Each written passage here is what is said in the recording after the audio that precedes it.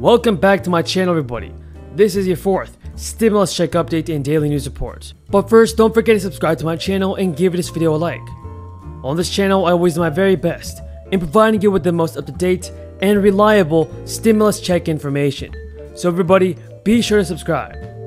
From July 15th, the IRS began making payments as part of the new child tax credit after the system was overhauled in the American Rescue Plan. So far, more than 35 million families have received the support, which will continue on a monthly basis for the remainder of 2021 at least. However, with such a massive nationwide distribution effort underway, it appears that some families have been underpaid or missed out entirely.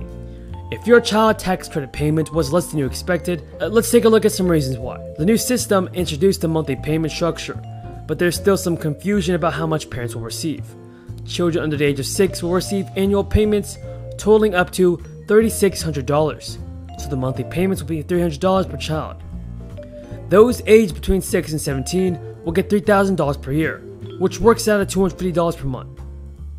However, these figures are the maximum amount that parents are entitled to, and some higher income households will receive less. Single filers with an AGI of less than $75,000, a head of household earning less than $112,000, or married couples earning less than $150,000 will be entitled to the full amount. Have you guys received your child tax credit payment yet? Leave a comment down below saying yes or no. Above those thresholds, the monthly amount on offer gradually phases out, decreasing by $50 for everyone, $1,000 over the limit. It is also worth bearing in mind that children's age brackets, younger or older than 6, apply to your child's age at the end of 2021. Some parents are reporting that a CTC monthly payment has not arrived at all, which could be due to a couple of reasons.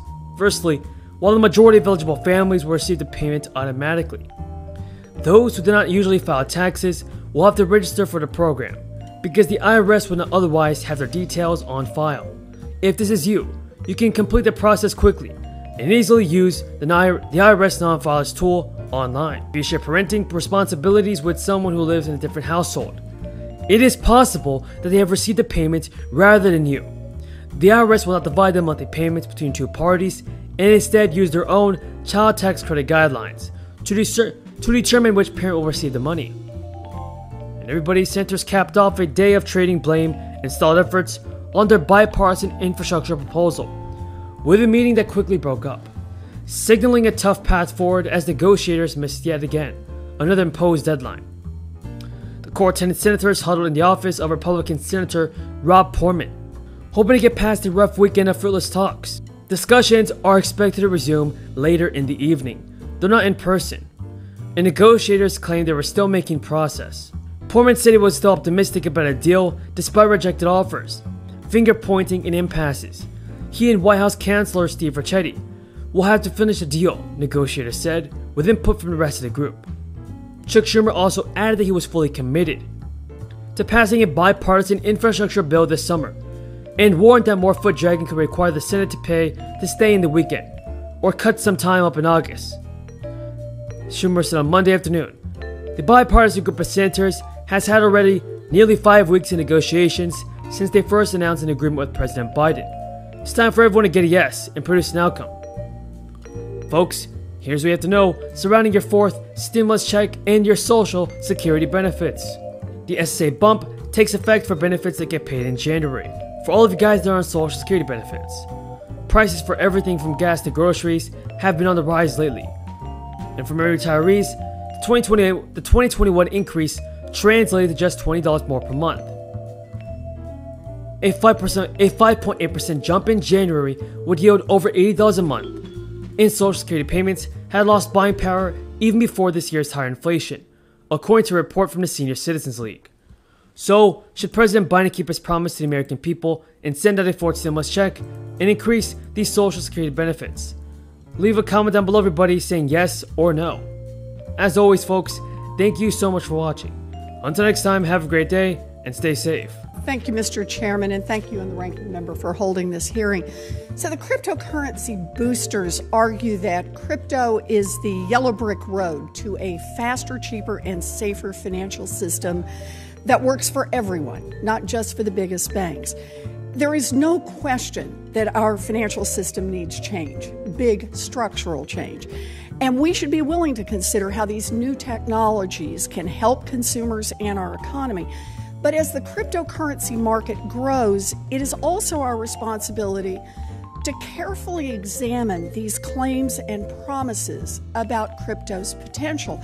Now, one of the advantages crypto advocates claim about Bitcoin and other cryptocurrencies is that they're, quote, decentralized. Our current system is dominated by a handful of big banks that are mostly free to jack up costs for consumers, to restrict access to financial products, and gobble up smaller competitors until the big guys become too big to fail. By contrast, advocates claim that cryptocurrencies and the blockchain technology that underlies them decentralize power and control, creating the possibility of a more democratic financial system. So, Professor Walsh, that sounds pretty good to me. Has your research shown that crypto is decentralized in this way? So, it's true that in cryptocurrencies you don't have one single central party. So I guess technically you could say, yes, it's decentralized, it's more than one. But we have to remember that there are absolutely pockets of power within these systems, particularly the core software developers and the large miners who can absolutely exploit their position of power to affect users of the systems. So they have the capacity here to manipulate the system. You know, it sounds to me like a lousy trade-off.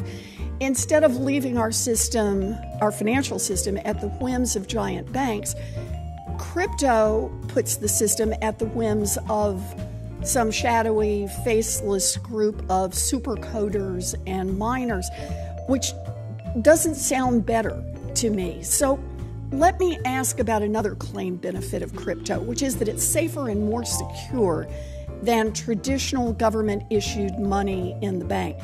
Because the blockchain system is supposed to be difficult to hack, impossible to manipulate, and less prone to network failure, we might not need to worry about things like data breaches or a cyber attack that takes down the network. Professor Walsh, are cryptocurrencies as safe and secure as the proponents claim? So they certainly have characteristics that enable them to be, resistant to hacking, but it's a misnomer to say that anything is absolutely secure. The parties within the system, such as miners, can exploit their positions to reorganize the blockchain. In some circumstances, that's become a big issue and topic of discussion within Ethereum. So, and this leaves out even the fact that there have been countless hacks of exchanges and stuff that are outside